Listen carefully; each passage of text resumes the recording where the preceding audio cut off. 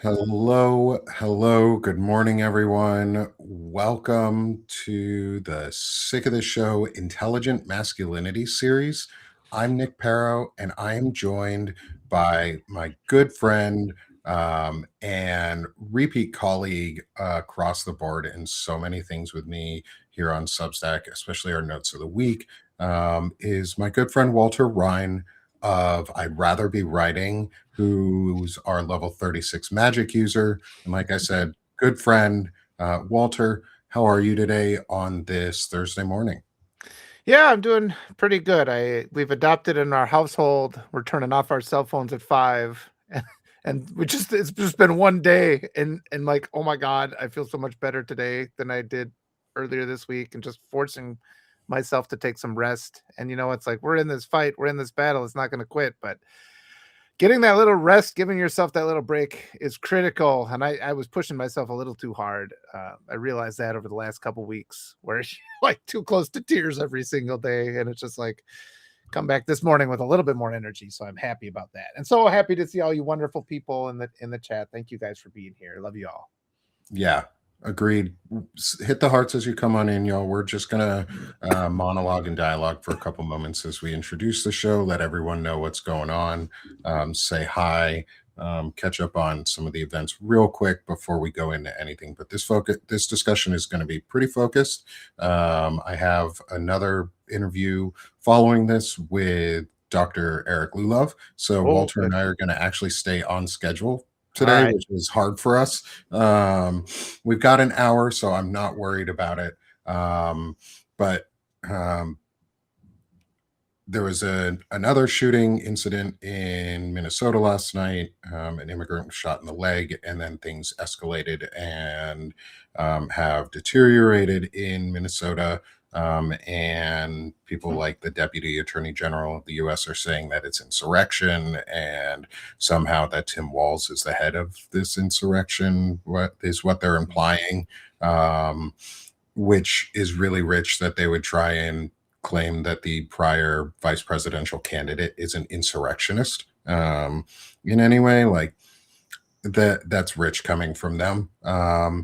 But there were some escalations, and we had to talk about it. Last night, I jumped on with Wajahat Ali and Lev Parnas and Ellie Leonard, or right after Ellie Leonard joined them, and we talked about that and what's going on with some of the Epstein dump and the finding of Michael Cohen's name in the document, not by Ellie, but by someone in the community who then forwarded it to Ellie and was like, Mhm. "Hey, I found this. This seems really important. What what do you say here?" And Michael hasn't given any good answer. To be totally honest, Yeah. is he hiding something? I don't know. Is he Well, being super fucking deflective? And yeah. is he avoiding every single question about it? And is he verbally attacking the people who ask him those questions? Yes. What does Mhm. that indicate to me as a prior interrogator is he is more than likely lying and he has something to hide. What that is, I cannot say. Whether he is hiding something that he personally did or was involved in, or things that he knows, he needs to speak the truth now. Truth to power, man. Like the words, the truth, it Mhm. will set you free. You will feel better. Walter and I, you and I, we talk about this all the time. Is truth will set you free, and this bleeds into the soul of intelligent masculinity is being able to accept your faults. And so before we get it, and so Michael Cohen, please come forward and speak the truth. Reveal everything you know, any connection you know, anything, because it's not for you, it's for the victims, it's for all of the Yeah. victims, and it will help you. You will feel better, and the people around you will welcome you in more because they know you are repenting actively. And we don't have to forget, but we can forgive if you're willing to just keep the work going and doing it. Mhm. Mhm. Masculinity is a day by day process, Mike. So live it. Um, and Absolutely. So, Walter, I'm going to introduce this topic real quick then is intelligent masculinity, y'all. We're doing the Be a Man Intelligent Masculinity series with my fundamental thesis that I'm building in all of this, and I'm framing it for large articles as well that I'll be writing up after this limited series is over. I may turn it into a full, just continuing series after, but I'm for now, the initial segment is through January and February. And the core theme that I want to get in the heart of my understanding, and I'm going to start talking about this in all of our shows for intelligent masculinity, is intelligent masculinity is the refusal to outsource accountability onto others and the discipline to live with the consequences of your values and actions. And so, with that framing, Walter, I want to welcome you to Intelligent Masculinity and ask you our first question today, which is, Excellent. and this is going to be a two-step question because it always ends up being a two-step question, and I love it. Who has been the most influential male figure in your life and why? Yeah. And first of all, before I get started, I just want to do a shout out to his name was Sherrod from last week. Is that Sherrod. right? Sherrod. And he was so great. I was out skiing and listening to him. This kind of came on when I was skiing, and he said he was 19, and it just brought a feeling to me that I can't even really express. It was just like good for you, man. It's just like a good, and I was just, I don't know, it made me feel happy, and I don't think I've had that feeling before. What I felt, and I was just proud of him. So I'm just Sherrod, good for you. But yeah, I thought so. I'd been listening, and I heard this question. And I started thinking about it, and it was hard for me until I realized it doesn't have to be a positive influence. Yeah. And then I realized the most influential person is my dad, and it's just not even close. And I was thinking about it, and it goes back a long way, and I've always known that he was kind of tormented by a lot of beliefs that hurt him and hurt the people around him. Even when I was very young, he knew he was like this. And I've always tried to just kind of get him off that path with these kind of gentle ways, but I was powerless. But even my mom said to me just a couple years ago, she's like, you always knew, like the way you behaved, you always knew. And she was kind of surprised by this. But I want to put it in the form of an example. Like the first time I really knew I was in for it is when we were driving along. It was just him and me in the car, and I was maybe 7 or 8, or I don't know how old. And I was just leaning forward. I was like looking up because it was this one of those big cars, back, this would have been early 80s, one of those big cars where you're kind of leaning forward to look at the stars, and I'm just like still new to the world and excited about seeing the stars. And I was just captivated by the stars. And he says, he's like, hey, don't lean forward like that, don't lean forward like that. He says, I might have to stop suddenly, and you'd crash your face. And I was just like, whatever. But I was just so captivated, I kept leaning forward. And it's one of those cases, and this is the toxic masculinity thing. Once they've given an order, then it loses all reason. Like if you do something that appears to be defiance, once they've given this order, they have to retaliate. So we were still driving along. I was leaning forward, and he slams on the brakes hard enough to smash my face into the dashboard and gives me a bloody nose. And I remember this, distinctly. And I was young enough yet where I didn't know what abuse, being abused was, or being hurt was. What are these concepts? And I just looked at him like, why did you do that? And he looks at me and goes, well, there was a deer. This is what he says. I'm like, there wasn't a deer. And then he insists, there was a deer. And even later he would tell this story. Yep. And people are already saying. And the thing about this is that over the years I've found, because there's like this certain sense of ambiguity, right? It's his word versus mine now. Yeah. And over the years, I've met so many people that are like, well, that's your father, and you don't know for sure that there wasn't a deer and all this. And just that line of pressure. And I just really want to, if that kind of came into your head, you're like, well, you don't know, maybe there was a deer.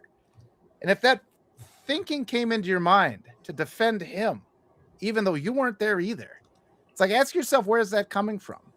Why is it that in the, only having heard my side of the story and then his response, so many people they go to this conclusion that, well, you have to give him the benefit of the doubt. That's what they say. And I want everybody to recognize saying that enables abuse. It's an enablement of white supremacy and toxic masculinity and all those things. And it's just been one of those things where I've gone through life and I was like, no, there wasn't a deer there. And I've told this story to people. I've told it to coworkers, and they're like, well, that's your dad, you can't. And then I've taken them out, driven them home. I'm like, hey, look up there. And slap on the brakes so they smash their face. Like, no, it's not. And then they come up and scream. And I'm like, oh, well, there was a deer. Well, there was not. So it's sort of like you can't get straight information from people because when you talk to people, they'll tell you you're being unreasonable. All right. That's what they say. Let's put them in the same situation. All of a sudden, something's completely different. And I mean, this wasn't, I'm doing that when I'm 16 and 17 to adults. I'm not doing that to kids. But you're trying to build your worldview. And I'm not critical of people too. I'm not critical of people too for immediately having their brain shift to, well, I got to give them the benefit of the doubt. Because the reality is probably for about 40 years of my life, I gave him the benefit of the doubt and I was withholding. I'm like, well, maybe there was a deer. But then I realized after I came up, with my bloody nose and I looked at him, he never said, oh my gosh, are you okay? I'm sorry that happened. It was just him defending himself. And that to me is the evidence that there was no deer, that he got it in his head to tap the brakes to teach me a little lesson, which is reckless. And he did it harder maybe than he intended to. But intent, he is another person too, who tries to defer and his intent and said, well, I know you got hurt from this action, but because I didn't intend for you to be hurt, then you can't be mad at me. And it's been a long, long process. Yeah, Jack says, did we have the same dad? Maybe we did, Jack. Who knows? But I mean, these are things working through this. And for a lot of my life, you're in this cloud. And, I'm like, okay, I have to deal with this. And I've never been a person that would just burst into tears. But looking back, there were a lot of times he gave me he hit me when I was first time I played catch with him in a football. He drilled me in the face and gave me a bloody nose there. He slammed my hands in the door of a car once. I thought, and I never cried because of these moments, but it's like I remember that door slamming on my hand. We had these vans with the old doors he slammed shut. And it was just him being reckless. I was like getting in and he slammed the door because we were in a hurry. And I'm like, did you just break all my fingers? And they all got all big. And he threw me in a lake one time and I hit the ground. I saw the leaves come up and the dirt got embedded under my eye and we had to go to the hospital and they cleaned out. I mean, they took me to the hospital. I guess I should be grateful for that. But there's this sequence of things like that where I'm always getting, beat up and bloodied and it's always an accident. And, and that's sort of like, you can't be mad at me because I didn't intend to do that. It's like, well, why does it keep happening then? And I went into my own duty as a dad. It's now I'm the dad, and it's a reform this world, bringing my kid home in her little basket. I'm like, well, I'm just not going to draw blood here. I'm not going to be responsible. And I've never, given my daughter a bloody nose and I've never slammed her hand in the door. And I made a deliberate choice so that these things didn't happen. And I'm not going to sit there and defer to this kind of weak idea that just because I didn't intend to do it doesn't mean that, you can't hold it against me. And I guess I really didn't fully understand what was going on. I mean, I was in my mid-30s when we finally had kids. And there was just this, because there's always this external pressure and all the random people you meet. When I was growing up and I was in my 20s and, it's like, that's credit to, I keep getting his name wrong, Sherrod. Yep. Because you meet, when you're his age and when I was that age, every person I meet, they're like, well, you only get one dad. And it's just this constant wall of pressure about how, you shouldn't think those things. You shouldn't, how dare you even question that person? And I was just like, well, that doesn't seem right to me. And I was just kind of holding it in the back of my mind, but not really sure how to act on it. But then when I had my own kids, there was just this instinctive, that second level of thought that he would not be in their presence because I didn't trust him to not hurt them, to like slam their hand in a door or get them to draw blood. And he was gonna say that he didn't do it intentionally, but that's not acceptable to me. They can't Yeah. have to feel that. So I guess Yeah. that's a long story. No, I appreciate you giving that long story because it gives a lot of really good context. And what it also provides to me is um, it fits in with something that I tell my kids, and my son hates it when I say this, but I'm going to keep saying it to him over and over and over again because it's the same lesson that you just mentioned: is do or do not. There is no try. You do the thing or you don't, even if you don't intend to do it. If you hurt somebody by accident, you still hurt them, whether you intended to or not. So do the action or don't do the action. There is no try to do the action. You've either done it or haven't.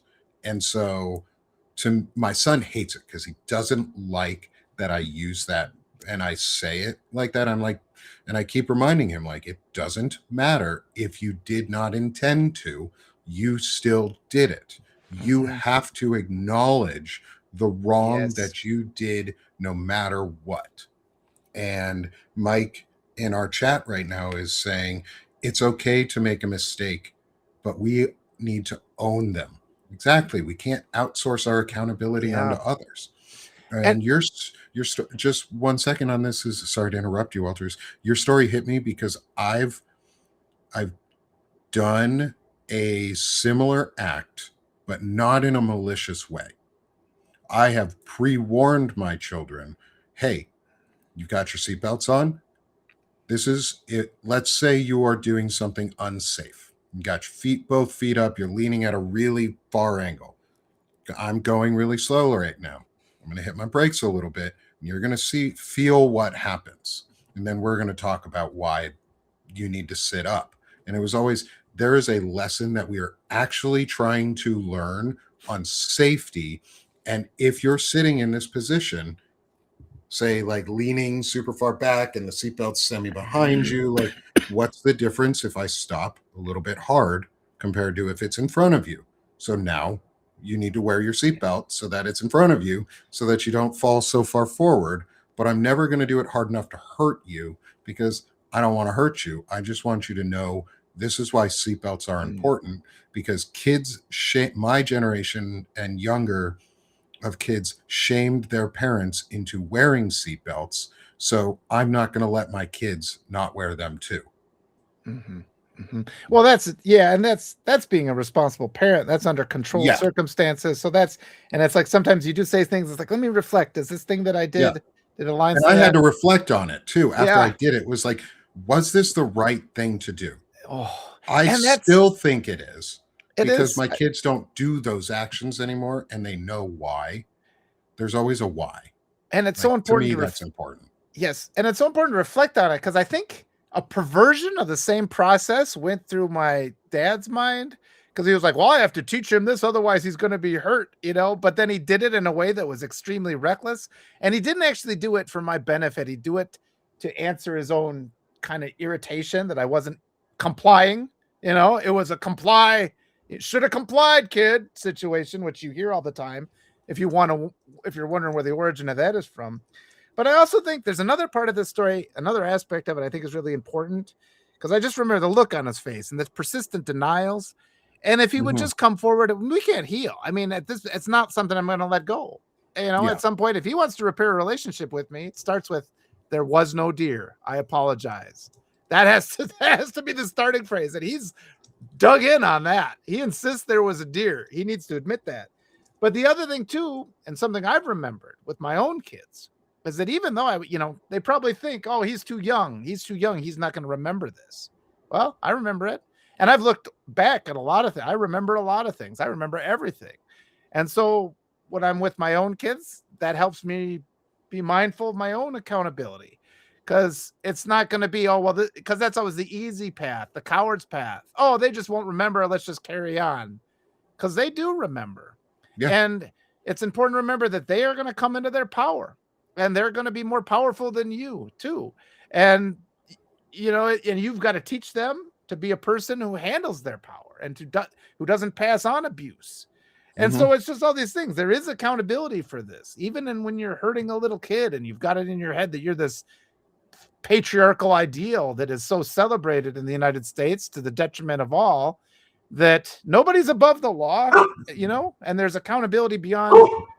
There's the dogs. There's The dog accountability bells are going beyond off. what human beings recognize. So just it's important to every day be humble and to hold yourself accountable, because somebody's Yeah, going to, and that'll build up unless you do. agreed. And I'm glad you gave an answer that wasn't that you wasn't a positive person in your life, but still provided. It's trash day, so they're coming. The dogs are mad that the trash trucks are outside. But I'm glad you have that reflective nature within you, and you were able to provide us a great learning lesson out of all of it too. Is like, be reflective when you do actions, and apologize when you've done wrong. Like, you don't have to hold on to a lie for the rest of your life Yeah, if you know it's hurting other people. Like, just let it absolutely. go. Yeah. And so I want to move into, because we have to stay on kind of schedule, is as much as I'm going to ask you this short second part of the question, is who is the most influential female figure in your life? Oh, it'll be my wife. My wife and my kids are probably close second and third. And it's been that process. She's taught me so much just about, especially now. We came to the United States and I didn't have the awareness. Well, it was the Obama era, and I thought the United States had turned a corner and that this was a safe option. And of course, it's like, well, let's get that US passport. Then if something bad happens there, we can go anywhere and we will have this. And just being able, she is a person, and I think it's funny because I think she takes no shit. My wife, she takes no shit. And I think even though sometimes she expresses remorse at this, I think it's a big part of the reason that I'm with her, because she holds me to such an extreme standard. Um, and it's good because I have all these habits from growing up with my own family. I mean, we would sit together and it was like they would mask interaction and affection by screaming insults at each other, and that was just the way things were done. And so those things become rooted in your identity. That's your habit. And I have to be mindful. I constantly am mindful of it. I can be quick-witted and I can cut people down really fast. I don't like to be that person. I like to Yeah. be a kind person, but if I am not deliberate, I can make quick, mean statements. And I've gotten pretty good at eliminating it. But if something slips out, that's it's barbed. My wife always tells me, and she gets very upset about it. So I have to maintain a very high standard to keep the peace, and we keep the peace in our house very well. I mean, there's moments we have our tough times too, Mm-hmm. and those moments of reflection are very important. But yeah, I give her credit. She holds me accountable, and I need that. And I've gotten a lot better. And then my kids too, just because what you see with them is, just pure, love and kindness and compassion and all the things we're told that human beings can never be. And all I've done is the opposite of what everybody says when it comes to raising your kids, and Mm-hmm. they're like terrible twos, and everybody just insists. And there's this line of all these, oh, it's going to be bad when this happens. And I'm telling you, if you raise your kids with positive masculinity and it just keeps getting better and better. Your kids become kinder and more capable. And I think a Yeah. lot of these misconceptions people have about being a parent is because they just think there can be no other way. They're teaching sarcasm. They're talking to their kids this way. And then when their kids do come into their power, now they're impossible and they're unruly because they're fed up with your bullshit that you've been teaching them. It's all come from the parent. It's not there in the kids. The kids are beautiful and wonderful. And so Yeah. just the more people can, and it is heartbreaking though how few kids are like that. I get so many people are just like, your kids are so respectful and nice and just fun to talk to. But then they won't listen to me with my tactics that I use because it's just so contrary to the ideology of the United States. So Yep. my wife and my kids, I think that's the best answer I could give. I love it. Thank you, Walter. So building on that, what you've I've given you my definition of, or my thesis of, what I think intelligent masculinity is. What does it mean to you? Yeah, I think you said it wonderfully. I think the accountability is so important, and it's exactly like you said. I've seen in my dad, and this was a path I kind of walked down myself, where you start developing the self-image of yourself. Oh, I'm this character from that movie. I'm this supreme thing, and then when a real life event happens to disprove that, you have to deny that reality in order to maintain your self identity until it gets to the point, and then you're pushing the people around you, to just deny reality for the sake of your own ego.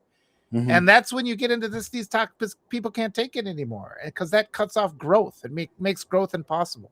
Because unless you go face to face with your flaws, but it also means, because so many people, they get to that point where they've been in it for so long that just the idea of making them hold themselves accountable to something crushes their own sense of identity. So it becomes like a matter of pain, and then they lash out at you and they create even more problems.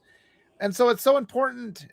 Honestly, I went to Peru when I was 26. I had to kind of rewire my brain there. And it was I think anybody can make progress at this, but it was really difficult. I mean, it takes a long time to rewire that. And you just have to get to that point, because to build up this mythos of yourself, and then to have to confront something that shows you that mythos isn't true, and to just kind of separate through all that and to figure out again who you are is really challenging. And just to accept that you can be loved even as a flawed person is, I think, something most people can't do. People that have recognized, because sooner or later, if you're in a relationship, and this is why we have some relationships last 50 years, but I think a lot of these toxic men, it's a maximum about 6 years is the best they can do, because at first you're coming in with this big ego and this big attitude and love bombing, and you probably got lots of cash and whatever, and it's just like, okay, I'll take you at face value, that seems really impressive. But when people are living with you day to day and you're sharing the same bathroom, I mean, they're seeing things about you then, and it's like that mythology of you can't survive anymore. And I think that's why these toxic men have their relationships collapse, because the people they're with are intelligent people who can see the reality. And then there's that other dark side of it, where because they know that if the people in their lives rise to a certain level of awareness and power, they'll be able to see through their veil of illusion. They deliberately hold their loved ones down, and they prevent them from growing. And so then this is just various levels of different abuse. So yeah, just that accountability. Somebody asked, how do you deal with the narcissist father? I mean, you step away. You got to get him. You got to get away. You can't put up with that. And I talked to, like, before the holiday, so many people were heading out. There was putting on their armor to go to these hostile family gatherings. And I'm like, you know what? If you get in the car, if you're physically sick, if you don't want to go, don't go. Send a text, say you're sick, say you got the flu, but don't go. And all this social pressure, though, that we have to tolerate that kind of abuse. But yeah, I mean, accountability is the heart of it, and recognizing that you can make mistakes and that people will still love you even after you've made mistakes is a hard thing for a lot of people to learn, I think. Yeah, I think one of the keys to, especially around like holiday stuff, and taking and letting people be removed from your life, is Yeah. draw a line in stone, not in the sand. Don't put a line in the sand where it can be easily pushed away and moved.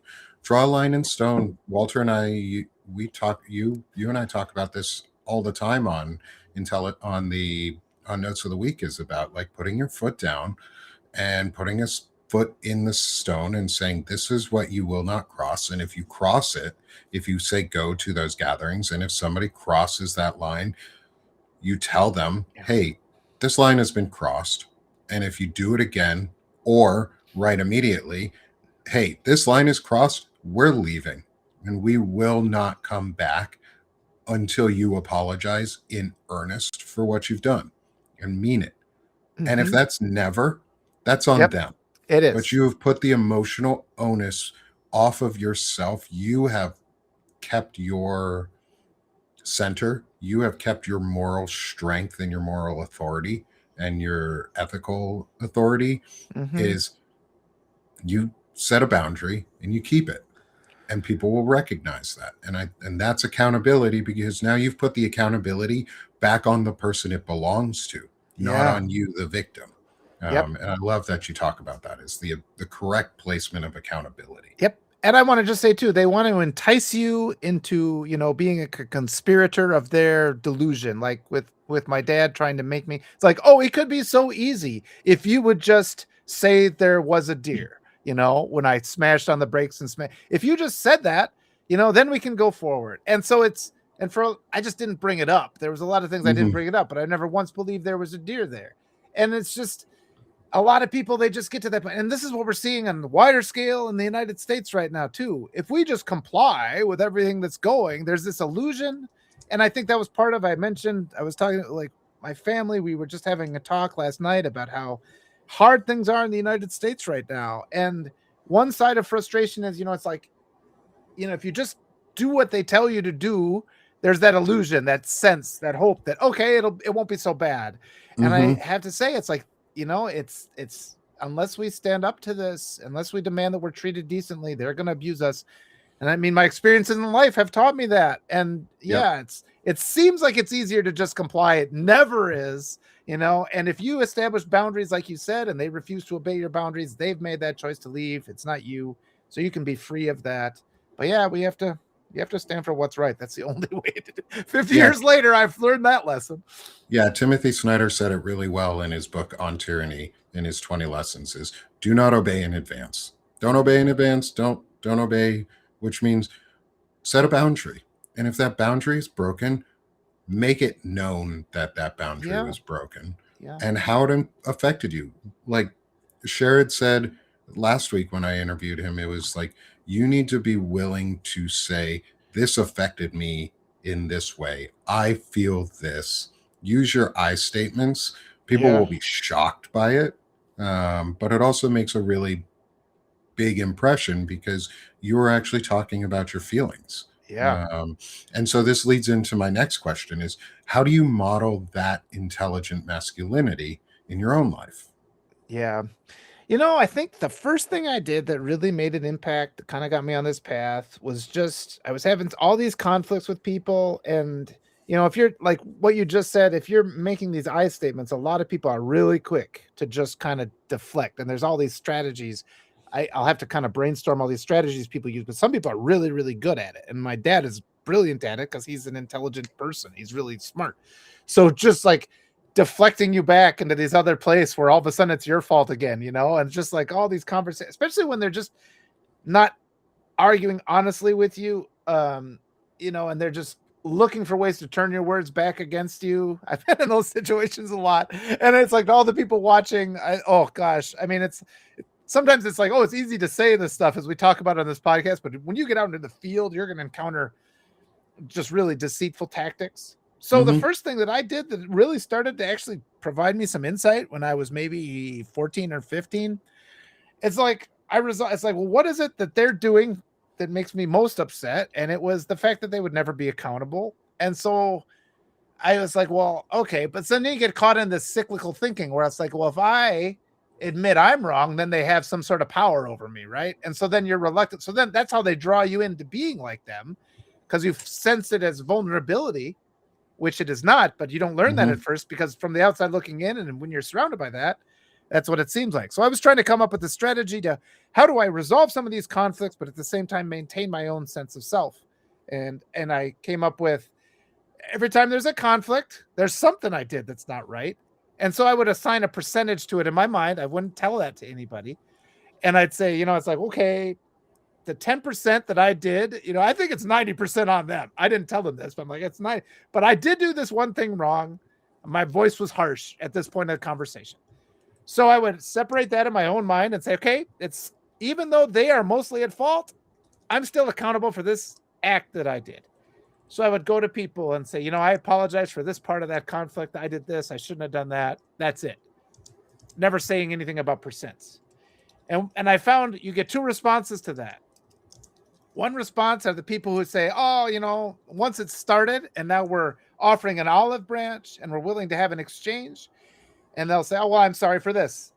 And what I found that is amazing is once they were willing to admit that they did something wrong, I was able to see, okay, actually, this other thing I also did was wrong. So I'm like, Yeah. and so then it builds, and it's like, okay, we can be open about this and we can work together mutually. But the other group I found, the second response is, well, I'm glad that you're finally coming around, and this is something you got to work on. And there's this part where when you're up against these, toxic people, they have an image of who you are in their brains that they want you to recognize and accept as the true version of you. And it's this hostile, terrible thing. But there are also people who have trained themselves to not perceive reality. So what they have to do is every time they hurt you, they have to come up with some sort of a justification about how that hurt is a part of your essential character that they have some greater responsibility to punish, that they're like warriors of justice and you're just this evil thing. And until you accept that you are this version of evil that they've developed for you, there can never be you'll never, and that's why we never have people saying, hey, good work. They never give you any applause. There's never any support. And so this was just a really convenient way for me to kind of separate those people out. Like the people that were willing to honestly work were the ones that when I said I'm sorry, they said they were sorry back, and then we continued. And when I said I'm sorry, and the one said, well, I'm glad you got a lot of stuff to work on about yourself, get to it. Those were the people I'd be like, nope, it's done now. I found out everything I need to know. Yeah. No, I think that's great. And it's also something that, again, we've talked about is like the idea of guarding your emotional boundaries is you're allowed to let people go. You can guard your emotions. You can guard your um self. You don't have to keep people who are toxic in your life. Yeah. You can also bring new people into your life. We like our friend Evan Fields in the chat. Go Hi, subscribe to Evan. Evan. He's awesome. He's one of Yes. our good buddies. You'll be seeing him also on an intelligent masculinity interview Monday next week, I believe it is. And then we've got our Diogenes Club, our Yeah. men's club, which is going to be super fun next week as well. So I'm so excited to talk about that, Walter, because you've got a cool story for that one when we Yeah, get I'm to the looking forward to club. telling that. Yeah. Um, and so this is going to be so much fun. We're building the masculine role models around us that we want. Like that's what I want. I want people like Walter in my life. And I Thank you. want to Fantastic. have friends like Evan in my life and Dr. Eric Lulov, who is coming on next in my life, because they model pieces and greater concepts of intelligent masculinity that I also want to learn off of. I learned from Sherrod Swaney last week, who again is 19 years old. Yeah. I'm 36. I learned from him quite a bit on what he taught. Walter has taught me more things and helped me expand in my definition. And I held on to your quote, and I'm going to make sure this is like the first quote that goes into the recap is you can be loved even as a flawed person. Mm-hmm. And so with that quote in mind, with your own quote in mind, I'm going to ask you the next question is what do you do to self-reflect and self-evaluate knowing that you are flawed? Yeah, I write. It's sort of like if you ever the people wondering, that's why there's loads and loads and loads of writing that I produce. I don't even expect everybody to read everything that I write because I can't even read it all. There's so much, but it's that constant process, and there's just so many different ways of looking at things, and actually, just plotting things out, journaling and stuff, looking at things, reflecting on these moments. There's so many times, and it's so complex where you think you have an understanding of something, and then I'll put it in a different model. I was talking about this with Will Fullwood, and Will has said, he told me at the end of the year, he's like, it's so nice to talk to me, he says, because so many people just won't listen to him. And we've talked a lot about racism, and especially, as a racialized black man, you say white supremacy, they'll say the cops are going to kill me, and white people are like, well, they start passing it off, and they're just not kind about it. And he said that he thanked me for listening to him, but then I remembered early in the year how there were times when I'd be talking to him and I could sense he was getting frustrated. And so I'd spend the week. It's like, why was he frustrated? And I'd try to create other models because sometimes you can't see things, but there's a real easy model. Like you just think of things from another person's point of view. And that's what I started with this whole thing. It's like, what behavior do I want to see in other people at me? And now I'll just do that for other people. It's just an easy thing. You have to make that kind of switch, because you can be stewing in your own juices. You can be sitting there. Why isn't this happening? But it doesn't get you anywhere. And just being able to break things down, looking at things in different ways, you create different kind of like mental models of how things might be. And that's just an easy way to, over time. And I mean, this growth, it's not like this is a 2-hour meditation. This is a lifelong process. And that's another thing, because people get really frustrated. And it's just, don't, have grace. It takes years to learn, like physics. You're trying to learn, all the physics. You're not going to get that in a half-hour meditation.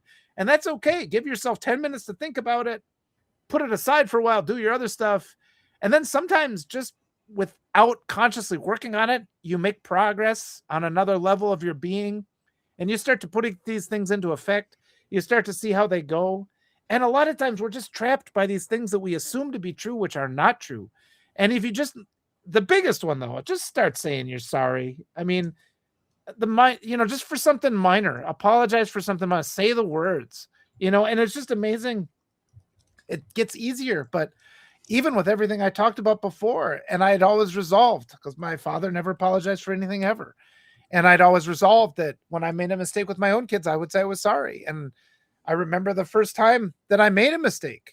And even with everything that had happened to me, it was a little bit challenging. Just say it.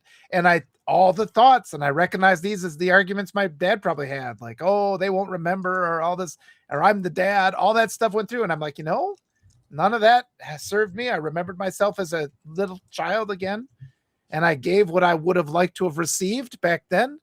So we all have that internal thing, and it worked. It worked so well. And I even once, like my daughter, they had a little fight. My two daughters had a fight, and I kind of overreacted and blamed my eldest daughter. And then I dropped her off, and I was sitting at home, and I'm like, that wasn't right.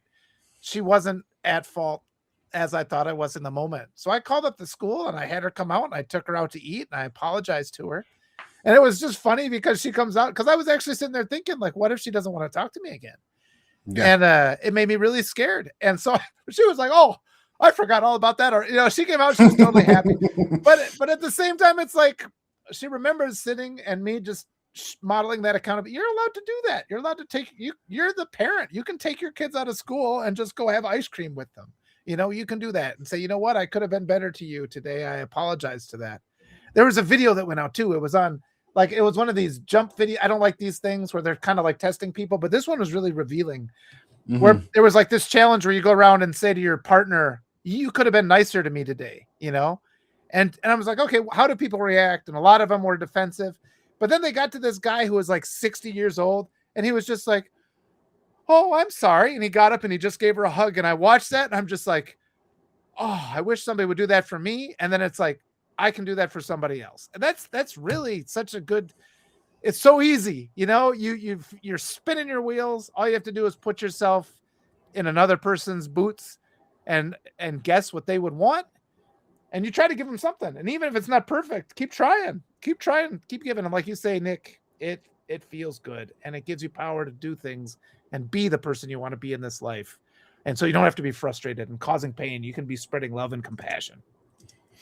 Let yourself feel good when you are doing good things and making good choices. Like, normalize the idea of, Walter, you said it in there, was like, not celebrating. People don't celebrate the little things. That's what those who want to control, and it's only about what your faults are. Our saying in our house is celebrate the little things. Is we celebrate all of the little things. We celebrate when something small, like if you improved something that was hard on from your last report card, like you got a slightly better rating than you did before, or you overperformed your own expectations that you set for yourself. Like, my kids set expectations for themselves, and if they don't perform it, they get upset. Yeah. That said, we then celebrate the things that they did well during it. We make them see that there were important points. Like, it wasn't a competition that you maybe didn't do the best here. It was, you could learn from this. Perfection is the enemy of progress. And nobody can be perfect, but practice makes progress. And I think Yeah. that's the big one for us is practice makes progress. So you keep practicing, you'll keep progressing. And Yeah. And so it, keep evaluating. and in line with that, it just occurred to me it's the journey, and you're assembling yourself, and we focus on a destination. I just have to get here and then I'll be happy, and then every day that you're not there is a failure. That's just not an effective way to live. And if you're every day, it's like I did something today to make myself a better person, incrementally better every single day. So you're positive all the time, you're moving forward all the time, and empowers you. And yeah, we live in this whole society where we're always judged by whatever little artificial standards we probably haven't reached because all the standards aren't possible. And that's all by design to crush down on us and break us down so we're not capable of recognizing all the structures that are toxic and ghosting them like we should, or setting the boundaries that we need. So everybody, I mean, please have grace with yourself. As Will Fullwood always says, he doesn't blame people for being indoctrinated with white supremacy. That's put into you against your will.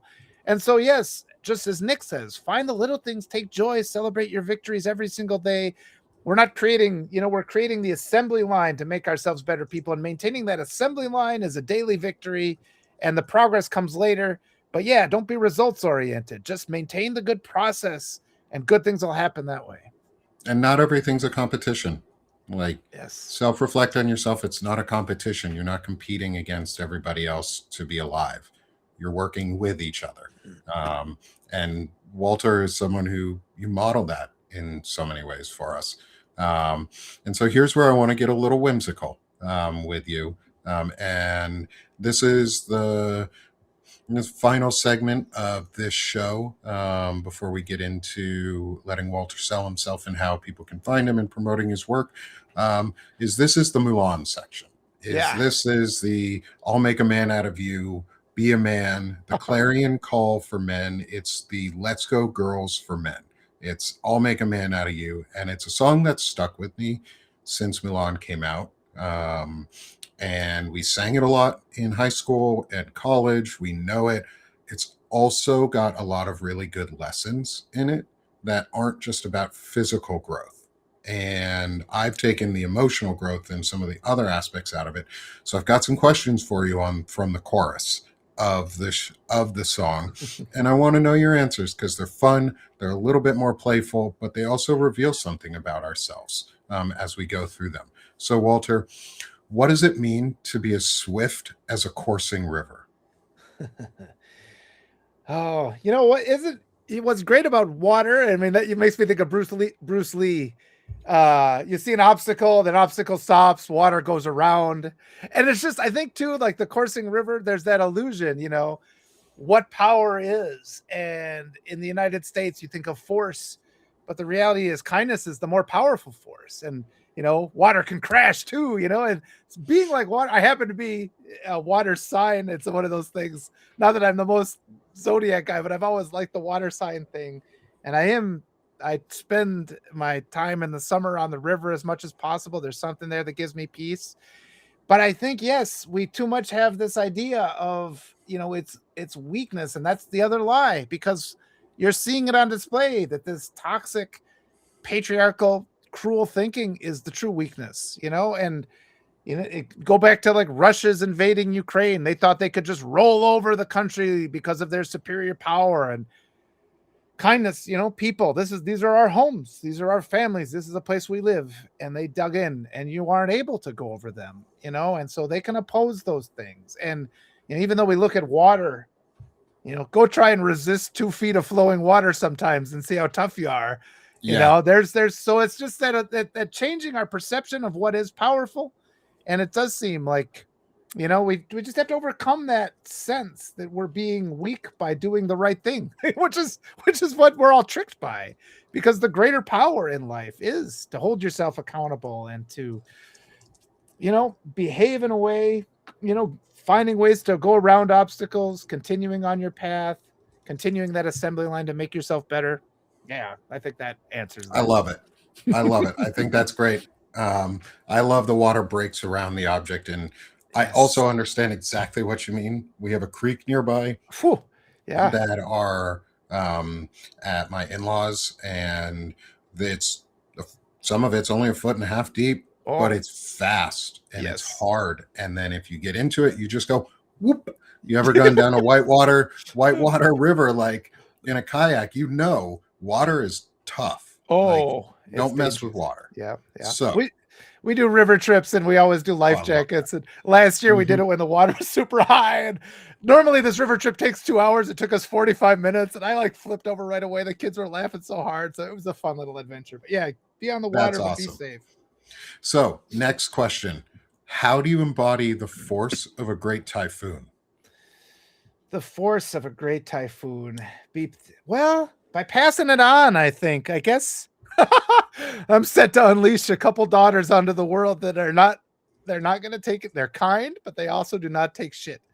And I think all the there's this whole other aspect of my writing that the world hasn't seen yet. All these books I've been writing for my kids, I should have the stack of them. It's this big, and You every, should. 3 days. Yeah, oh, it's beautiful. And 3 days a week, which we kind of settled into. I'll write these 3-page chapters for them, and I cover all the things. And it's been a lot of just stuff that's going on ends up defining the book, and it comes back from back to positive father figures. I think of Indiana Jones and the Last Crusade. Yep. That's for Gen X. Harrison Ford and Sean Connery. Those are two father figures.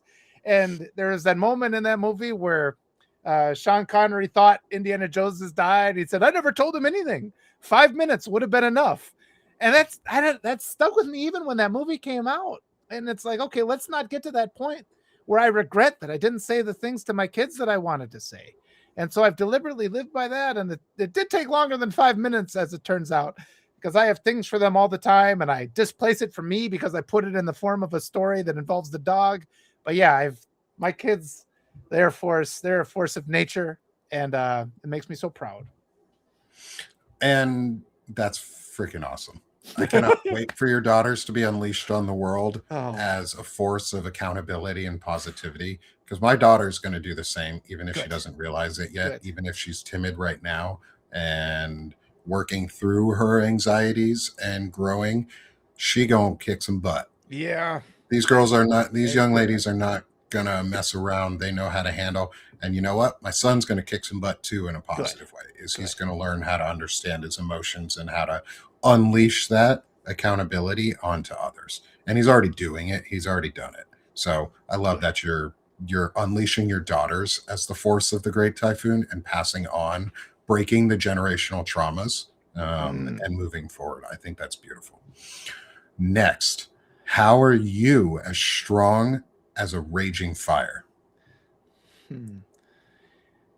I think it's just that resolve for personal accountability, and it's just all those deceits and all those things that appear to be the easier path, those pressures.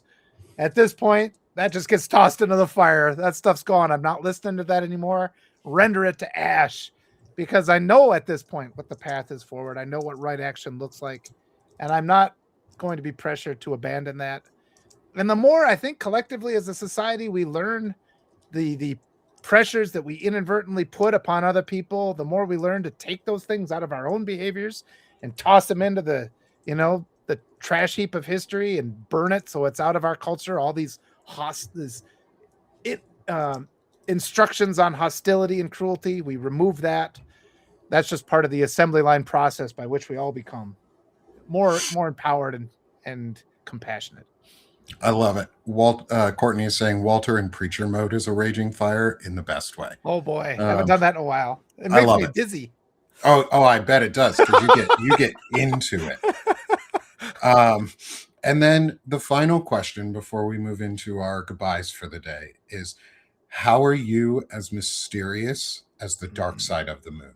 Yeah, that one's nice because I'd glanced at these. I'd forgotten the other one, but I remembered that one. And it's you got to be sparkly, and it goes back to Roald Dahl. Probably my favorite book by Roald Dahl is Danny the Champion of the World, and that's another beautiful model of a positive father-son relationship. And they called it being sparkly, where you have a little bit of mischief, and I'll do little things. My daughter caught me the other day because I'll set things up that are funny.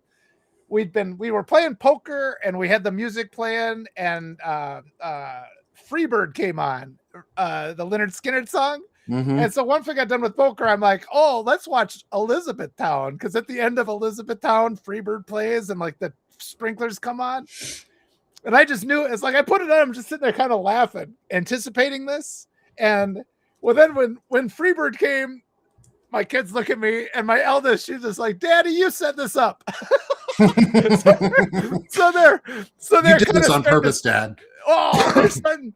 Well, and it's just that mystery in life. You kind of sprinkle around this little magic, and I'll do things like I'll take pictures and I'll just stick them into books and put the books on our shelves, and the kids will find them later. And I just leave little magic around, and that's the mystery, right? And even in the book I wrote for my kids, there's a couple spots, and this is something I'm not going to see, but it's going to be something that's beautiful because I'm hoping there'll be a day when they read these books to their own kids, and they're going to read these books that I've written to them, and they're going to have the memory of me reading it to them. But now they're also going to have the knowledge of an adult reading these books to a child, because there's a couple sections in there where the characters just express their love to their children, and it's going to hit them. And I'm just like, I won't see that, but I think, I don't know, that just makes me happy that exists in the world, that potential exists, because they're going to have, maybe I'll be gone at that point, and they'll read this and they'll know again, they'll be reminded again of my feelings for them. And so that's just this little, what do you call it? An Easter egg sitting there that I put on the river. It's floating down the flow of time, and they'll find it and open it, and it'll bring them joy. And people do things like that, and that brings me joy. I mean, from now until the end of my days, I'll have that little, I know that Easter egg's out there, and it's making me happy every moment. So do things like that for your kids. If it makes you feel even better that this is a distinct possibility that can happen, is my grandfather wrote down poetry for my grandmother, and I have the book of that poetry and all of the poems he wrote her, and it will pass on, and it will be things that stick with them. And so thank you, Walter, for this incredible discussion. Thank you to all 357 people who are here on Substack with us, plus all of those on YouTube and Twitch with our other channels. Thank you so much for being here. I have to cut the conversation right at the hour because I've got Dr. Eric Lulov coming on next. But Walter, before we go, how can people find you? How can people support your work? How can people support the growth of your intelligent masculinity, and hopefully get those books so that we can share them with our kids too? Because I so want to read those books to my kids. See, my wife used to do something like that with our son, and I want to talk to you about it. And eventually I want her to get them written down. But maybe our daughter and your daughters can help draw for it. Oh, that's the whole goal. And that's my kids. They've been doing the portraits of everybody to build that up. And it's just, this has been really fun because I know I'm building up a lot of interest in those books. Thank you. I mean, that's so great. And we'll figure it out. I want my kids to illustrate them yet too. And so we're working on that. We're getting there. But yeah, wonderful people. Yeah, if you can support me, just subscribe. I'm trying to be here. I mean, I try to answer the messages. If you message me and you're in crisis, I'll try to be there to help you. I mean, we've got this grassroots movement. We're on the fringes though, which is the sad part of this society. And there's just so many people out there that need to have this kind of role model and this kind of conversation and empowerment. So yeah, whatever you can do to support me is wonderful. We're an immigrant household, so I'm not leaving this fight. It's not like I'm just gonna, quit. This is going to continue to go until immigrants and all people in this country are treated well, and everybody needs the same treatment. And so, yeah, we're getting there. And I've really appreciated this conversation. I guess we got to hurry. I know Eric's waiting. We're already over a little bit. So we're already over a moment. That's whatever okay. You can do, come in. Thank you so much. Thank you so much, Walter. Thank you, everyone, again. And hop back on my next stream. We'll be closing this one and doing a new one with Dr. Eric Lulov. So hop back on here in a moment and you'll see me again. Thank you, Walter. Appreciate you so much. Thank you, everyone. Have a wonderful day. Bye.